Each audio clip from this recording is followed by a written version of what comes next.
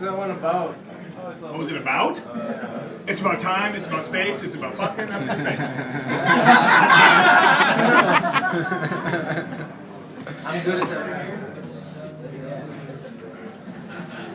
Sorry, it's really hot. Yeah, there's no air conditioning here. I don't think I can play anymore. That's it. Play more! Your guitar is sweating. What was that? Your guitar is sweating. Yeah, I think it's from the guitar, yeah. I really like the very fun. Damn it! What kind of guitar is Damn that? cheap Mexican guitar! Anyway, thank you guys again for coming. Now, last time I was here, last two times I told different stories, I think. I can't remember which ones I told. Did I tell the Iggy Pop story? Yeah. Did I tell the Dave Grohl story? Yeah. I didn't tell the Mike Patton story. Well, this is the best one.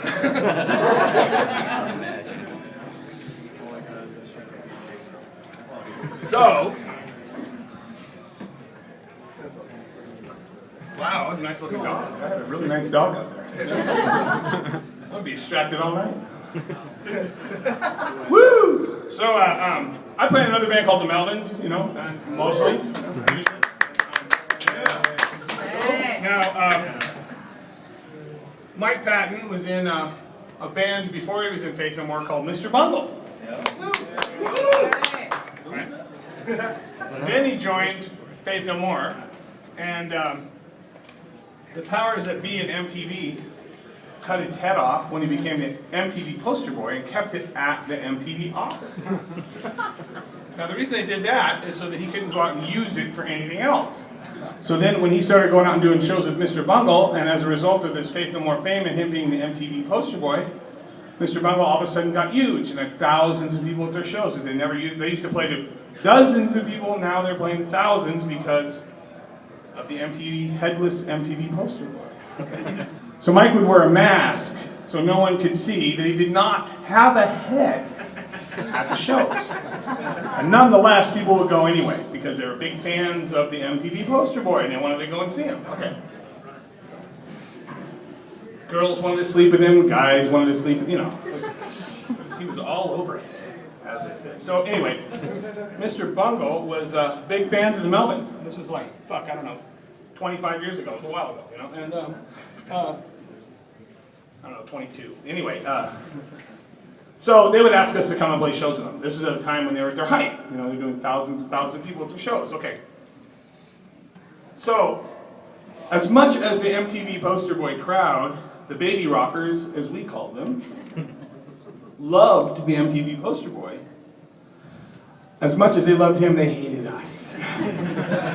And they made sure that we knew that at every show. Now, it's been said at some of those shows that we were booed on stage, and I say that's bullshit. We were booed as we went on stage, not just off stage. On stage, as we went on the stage, and as we left the stage. Booed constantly. By an audience of people who wish nothing more than to watch me have my head explode so the MTV poster boy could come out there all the sooner. But nonetheless, we would play our set, and get through it, and then they would play. And anyway, there's this one particular show that I'm going to talk about in depth, which was a show that we played in Anaheim. You guys know where Anaheim is? Okay. Disneyland. Do you guys have Disney Midwest yet? That's not in South Dakota? No. Unfortunately. Anyway, we're playing in Anaheim. We're playing at a venue that has us playing in the round. Now you guys know what that means. That means the audience is all around you, which really meant for us that no matter where we stared, we were staring down the barrel of hatred. Brutal. Now this night in particular was just fucking brutal. It was just brutal. They just really fucking hated us. Just beyond hating. Shit flying everywhere. Fuck you. And that was 10 minutes before we played. You know, it was horrendous. It was just horrendous. But whatever. I mean, I mean, that's just how it goes. You're opening for bands, and sometimes that's how it goes. And you know, the weird thing is that the band, or the audience doesn't really get that the band, the headlining band, wants this band there. You know?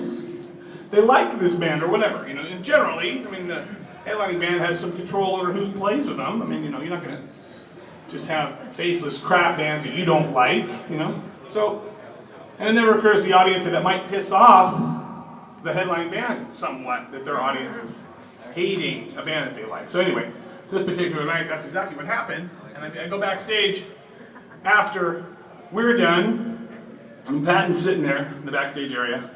God damn, that was fucking bullshit. Fucking assholes. Fuck, I just get pissed. Okay, so has a set list, tears the set list into pieces. All the set list, throws them down. Gets paper and writes new set list. And all the set list says on it is, tonight they will pay. That's it. Tonight they will pay. Writes out a set for everybody, gives it to the band. Okay, tonight they will pay. All right. And pay they did. So I go, I'm going to stick around for this show. This I got to see. So I'm not leaving early for this one. I'm going to check this one out top to bottom. This should be good. You know? So they proceeded to go out there and do, I would say, approximately 50 straight minutes of nothing but white noise. Yeah. It literally sounded like amplified motocross. And the audience is just standing there taking it because they want to like it. Because it's the MTV poster boy. And they're just taking it. And just, maybe I'm supposed to like it, but it's really, just sounds like a vacuum cleaner, And it just, after the first half hour, I was like, this is fucking amazing, These guys are not fucking kidding. The audience is totally not getting that this is, intentional. They don't know what is going on, and, Mr. Bungle's kind of a weird man, but even that was weird for them, and, at about the 50 minute point, Patton's standing front and center with the mask on. Nobody, I could tell who it was, obviously.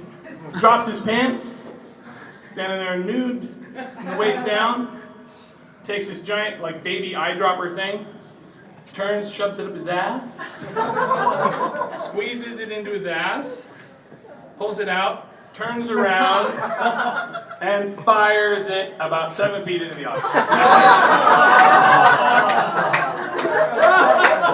I'm not kidding. And you know, some of those baby rockers had their mouths open. Guarantee it.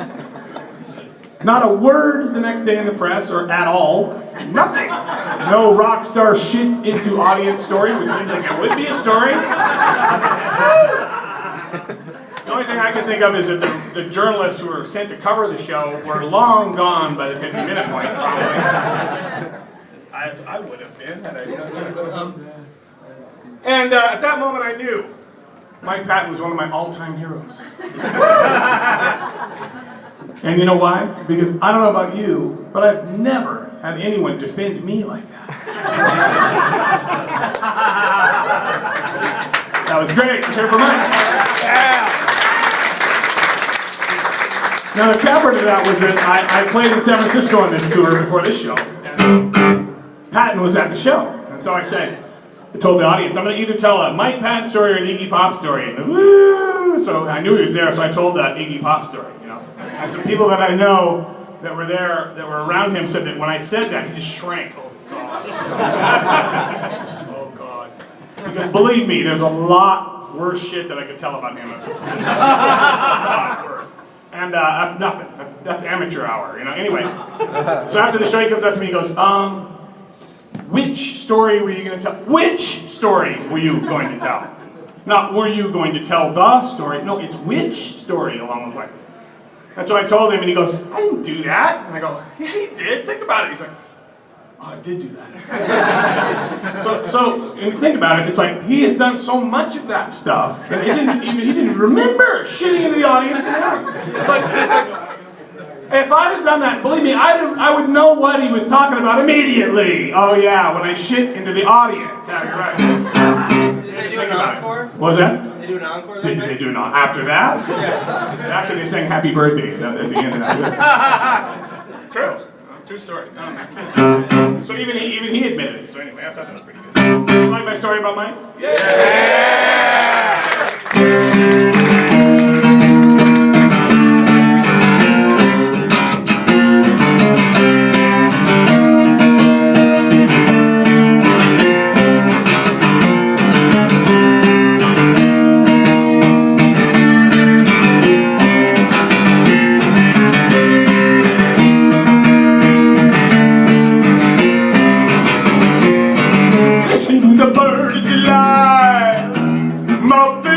morning, midnight, holding the head of the world. Not suddenly, not lightly.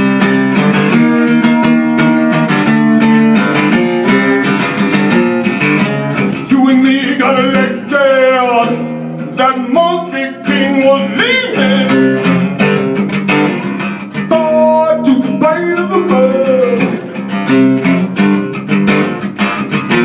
Not slowly, not lightly.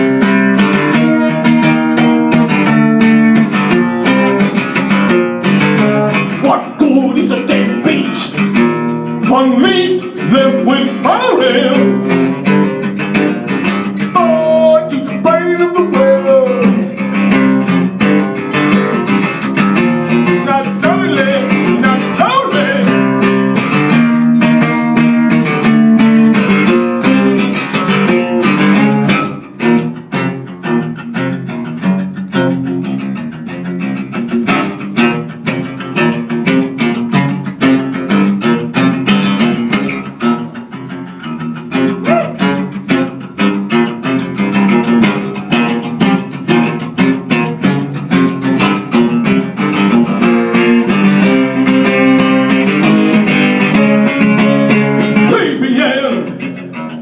And waiting, no hardly, no invisible.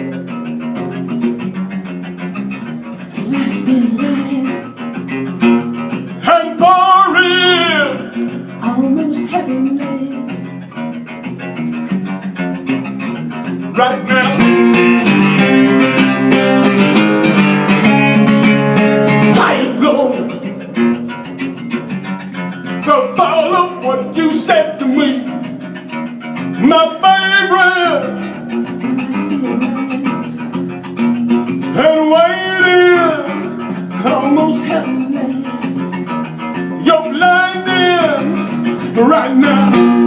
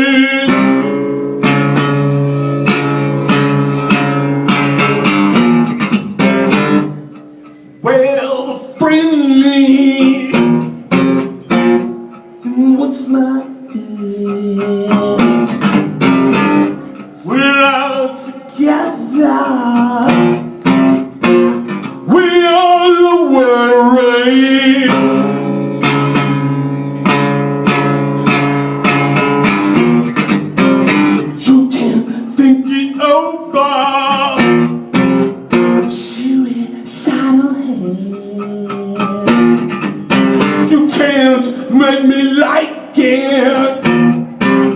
You can't make me care.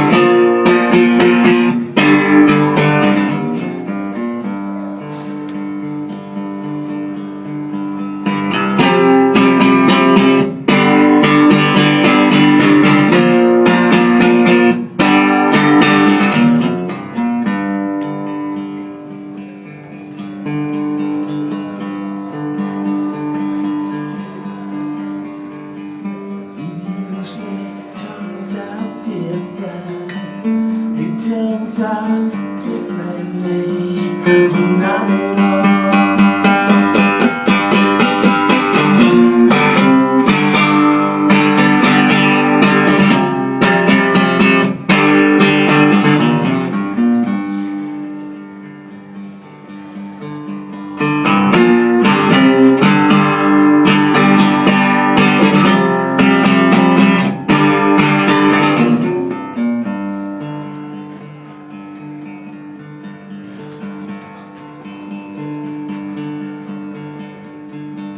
No time for violent music.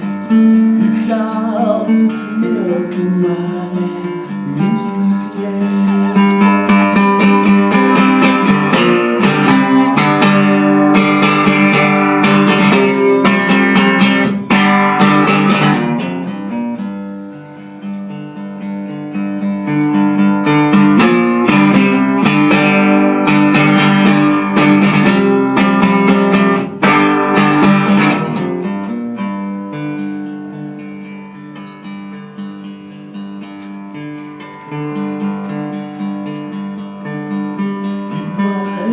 Apparently different. That's not belonging to me anyway.